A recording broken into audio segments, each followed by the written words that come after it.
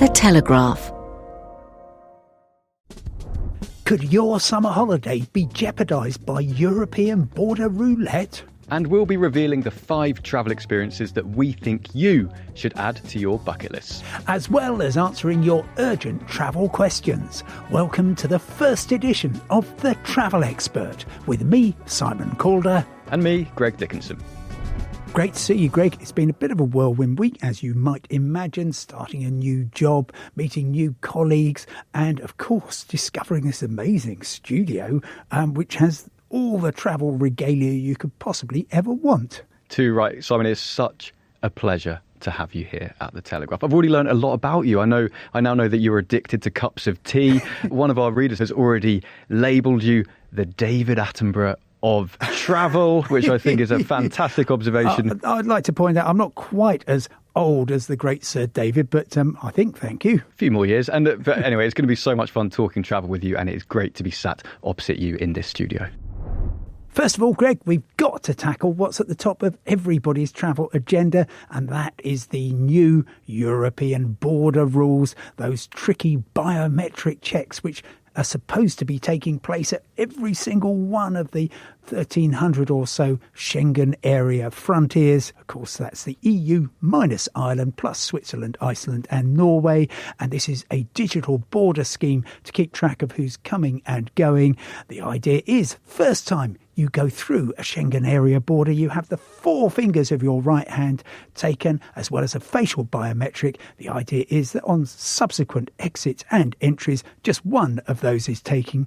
But the whole thing has been okay in some places, but we've had a litany of people saying, I've been stuck at this airport or queuing up at the port of Dover for hours on end. And even worse than that, hundreds of people who've actually missed their planes home because of the queue, costing them thousands of pounds. So altogether, a bit of a Euro shambles. That's right. I mean, this is the stuff that keeps us up at night, Simon. It also keeps us in a job. And it's not just in airports and down at Dover, as you say. It's also on the far reaches of the Schengen area. I was recently in Montenegro, and that's obviously crossing into Croatia, where you do have to give your biometrics. And the taxi driver who was taking me across that border told me that normally it would take 20 minutes, half an hour. But he said there's been sometimes 3-hour waits to cross that border. So it's causing chaos across the continent.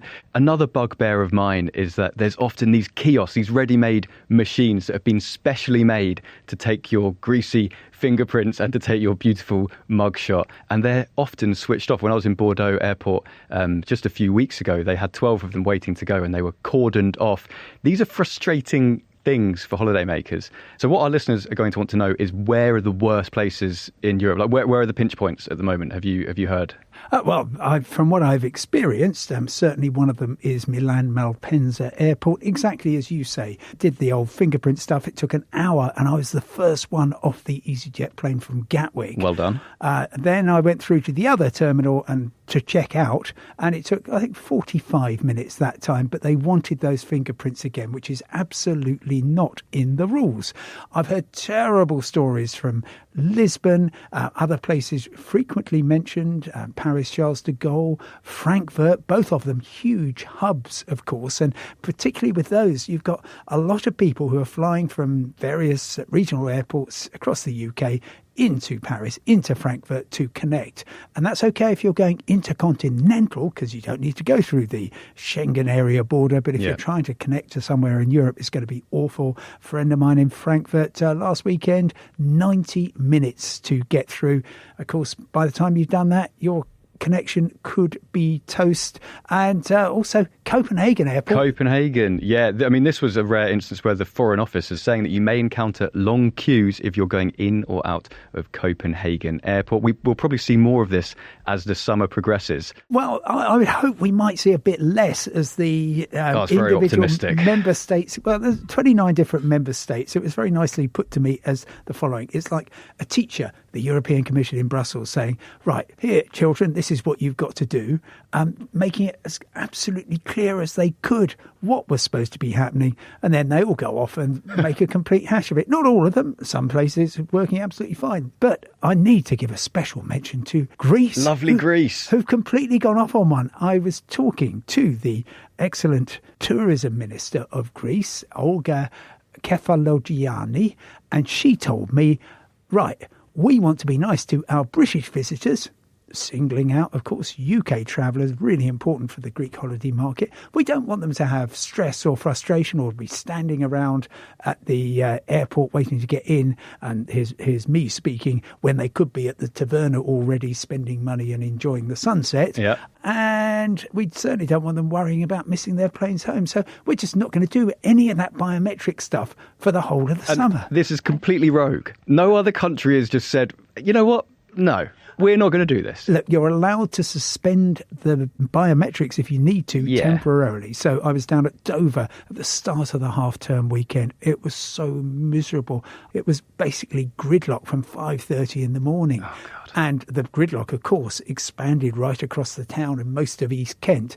Suddenly, at 9:30, everything started moving. And that was because they decided to stop doing They said, checks. yeah, well, we're going to suspend all this nonsense. So you're allowed to suspend things if the queues build up. But Greece have just said, no, we're going to suspend them indefinitely, basically until things get a little bit smoother. And we are only going to be extending that courtesy to the British. That's right. And that remains true at this moment. And I've seen in the last few days, there have been lots of reports saying the opposite. They're saying that Greece has changed its mind, but you've been in touch, haven't you, with the Greece Tourist Board? I've talked to the director of the Greek National Tourism Organisation here in London, and she says, absolutely, we're still going ahead. Yeah. And I got a lovely little message from Jane, who was travelling through Corfu, who said, my plane from Heathrow touched down at Corfu 25 minutes early.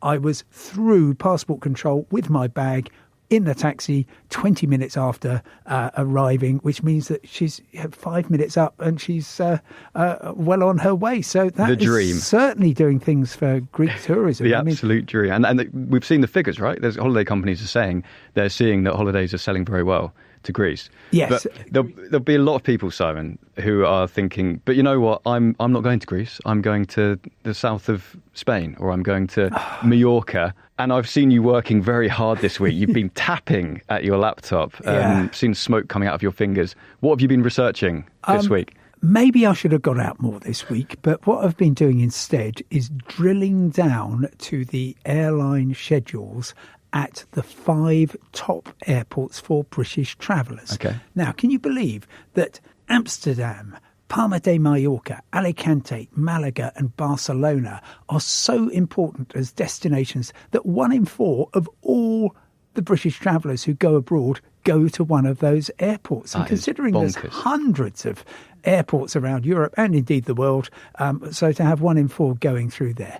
What I was doing was looking at the non-Schengen arrivals and departures. So basically, whether you've got a flight coming in from East Midlands or from New York, you need to register what sort of time is that coming in, how many people are going to be on board, when's that super jumbo coming in from Dubai, because that is going to cause a bit of a spike in arrivals. And when you're trying to leave, hang on, and this happened to me at Milan. Why are there so many people here? Well, it's because the flight to New York and the one to Shanghai and the one to Qatar are all going out. It's a bottleneck situation, right? So therefore, you can model where the bottlenecks are going to be, and conversely, you can then have a look and say, 4 o'clock in the afternoon looks pretty lovely everywhere. Really good time to arrive, nice time to take off as well. And if you wanted me to distill my entire week's work into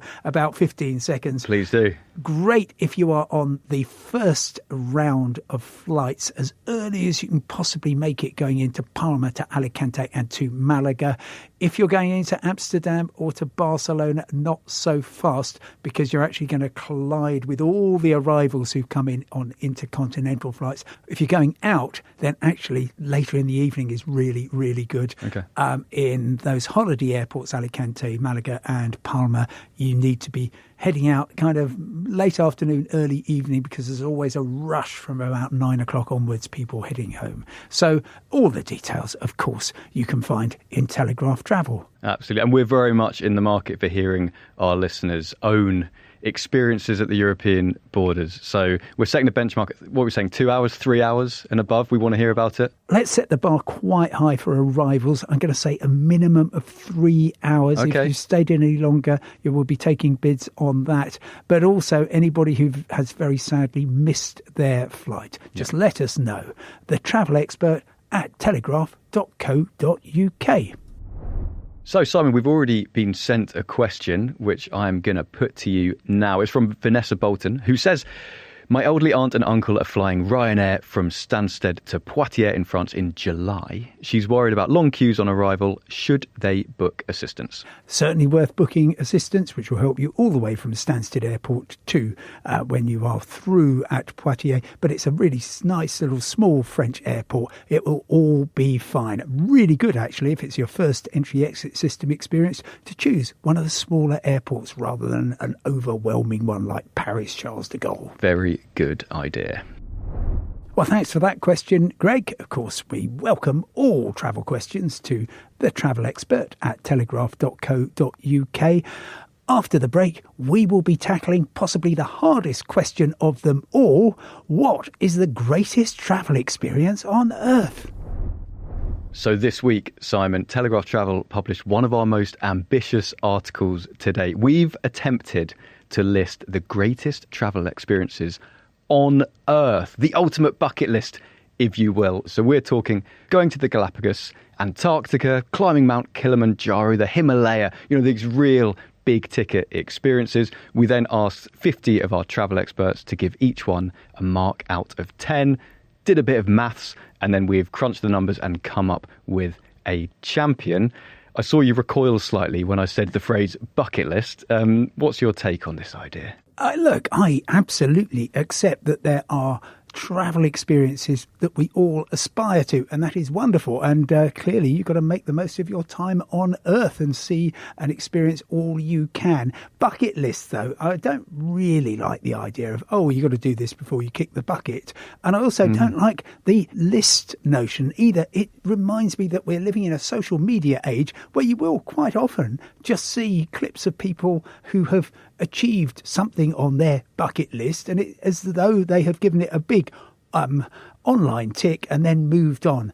I think really I've greatly enjoyed the article, and I urge everybody to have a look at it and probably get quite cross about it, because I did when I was going through, and I thought, no. What was making you cross, Simon? Come on then. For a start, the top 10 experiences didn't seem to have much to do with the achievements of humanity. Well, they were in the longer list, but are right. You're right in observing that the winners in this list tended to be the wildlife and the wilderness and the landscape. But yeah, go on. So they were also really extreme, and I'm not sure that I agree that you have to go to extremes to have the greatest travel experiences. Can I give you a for instance? Please do. Last year, I went on the voyage of a lifetime, a cruise around the Croatian islands on a really nice, small 40-person yacht. It begins in the fine city of Split, and you actually walk through a 4th century Roman palace to get on the boat. Then you are sailing up and down the corrugated shore, draped with pines, stopping off for swims along the way in hidden coves. Every day discovering a new island, and a couple of days also in Dubrovnik, which means, of course, you can have the evening to yourself because all the tourists have gone home for the day. Very good. So honestly, as a voyage, as a memory, that I'm afraid was quite enough for me. Okay, so that is the first addition to our alternative bucket list. May I throw in my suggestion? Yeah. We haven't got a UK listing in the top 10, so I thought, why not chuck in Land's End to John O'Groats by bicycle? So this is, people travel the world to Canada and New Zealand to see the landscapes and to go on a big adventure. You don't need to. You can get the train down to Penzance and you can cycle across Great Britain. It is a wonderful adventure. You're passing through probably some of our country's greatest bits, going through Cornwall, through the wilds of Dartmoor, up through the Wye Valley, these mountain passes in the Lake District. And finally, once your legs have warmed up, you're in the Scottish Highlands. One thing I love about Le Jog, as people call it, Land's End to John O'Groats, is that the accents change almost on an hourly basis. So you'll wake up, you'll have breakfast in Somerset, and then by lunchtime people have a kind of Midlands inflection, and then by dinner time people are saying Grass and Bath, and you can really feel the changes of the country as you go. A lot of listeners will be thinking, yeah, but I can't be bothered, or I don't want to cycle. You don't have to. You can obviously hitchhike, or you can drive it, or you can motorcycle, or do it by bus, however you want to do it. And there are some companies which offer a service where they will take your luggage for you and book your accommodation for normally £2,000 or £3,000 for around 16, 17 days. That's the kind of ballpark we're talking about. Sounds an absolutely delightful slice of the UK. But can you tell me the very best bit? And tell you what, can I have a guess at the worst bit? Go on then. Firstly, the best bit without doubt is the Scottish Highlands, which is the most beautiful part of Great Britain, in my opinion. Where do you think is the worst bit? I shouldn't imagine it was too much fun going through the Midlands unless you kept west and went through Shropshire, in which case it would be a complete joy. The worst bit from a cycling point of view is, drumroll, yeah, Cornwall. Oh, yeah. It's Cornwall because no one thinks of Cornwall as being hilly, but it goes up and down. It's endless, and your legs haven't warmed up yet. So it's a very demoralising part. But once you're out of Cornwall, you're kind of getting into the groove of it. So Land's End to John O'Groats, add it to your list if you haven't already. Also on my list, something I did earlier this year. Now, trekking in Patagonia gets a very high score in the Telegraph survey. It does. But I've done a fair bit of trekking in Patagonia. Instead, though, I would recommend getting a taxi for about 45 minutes from the beautiful town of El Calafate in Argentina to the Perito Moreno glacier. This is, frankly, one of the best experiences you can possibly have. Okay. And the reason is, if you get there nice and early, you will be the first person to walk along these elaborate boardwalks through this lovely pine forest, and you get closer and closer to the edge, and then suddenly you can almost hear it, the carving of the glacier which is squeezing down the mountainside, all this ancient rock, and the whole view is as though you have reached the raw end of the world. Spend a few hours there, wait for the coaches to get up, and then back in your cab and off to Calafate for lunch. Thank you very much. Lovely stuff. All right. I will see your Perito Moreno glacier and raise you the Lycian Way in Turkey, which is a wonderful walk. It's quite long. It's about 300 miles. So I wouldn't suggest you necessarily have to do the whole thing. Start point and end point? So you fly into Bodrum and out of Antalya, or at least that's what I did when I did the Lycian Way. But you're going along these old mule paths and Roman roads. You're stopping off ancient temples, ancient theatres. And my highlight of the route was Mount Chimera, which is an amazing place not many people will have heard of. It's one of the rare places on Earth where fire occurs naturally. So they have these little methane vents, and as you're walking up this mountain, there's little pockets of fire everywhere. So it's a lovely spot to go up in the evening, bring your picnic, go with some friends and enjoy the view from up there. Again, as with Le Jog, if you think that sounds like it's a bit taxing, you'd rather not do a long walk, carrying all your luggage on your back, there are plenty of companies which will shuttle your stuff from A to B to C, and they'll book it all for you for a lot cheaper. It's around £1,000 with flights included with some companies. So I think that's a great deal. And if I can just throw in the fact that, of course, Bodrum and Antalya, beautiful cities in their own right, if you're flying into one of those in order to go on a lovely beach holiday on the southern Turkish coast, well worth also spending a day doing either the beginning or the end of the Lycian Way. So have a look at the article in the show notes and let us know what you think we've missed by emailing thetravelexpert@telegraph.co.uk.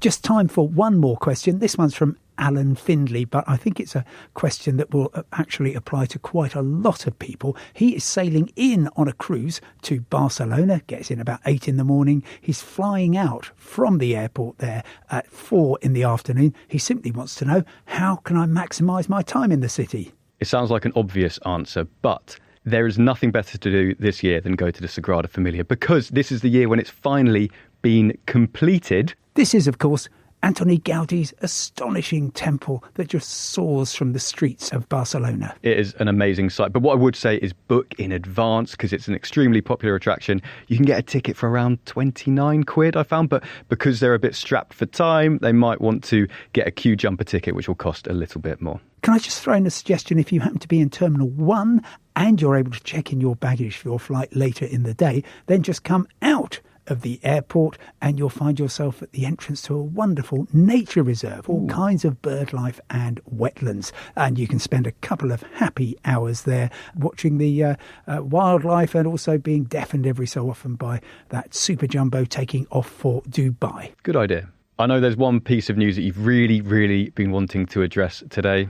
Oh, it is the best news I've heard all week. Wednesday lunchtime, there we were in the office and suddenly, bing, the Foreign Office has taken Jordan off the no-go list. It's been there for 3 months. It means that you can now go off and visit the astonishing rock-hewn temples of Petra. You can explore the desert of Wadi Rum, have a look at the wonderful town of Aqaba with all its street life, the Roman ruins in Jerash and the city of Amman itself. Royal Jordanian flying in from Manchester and from Heathrow.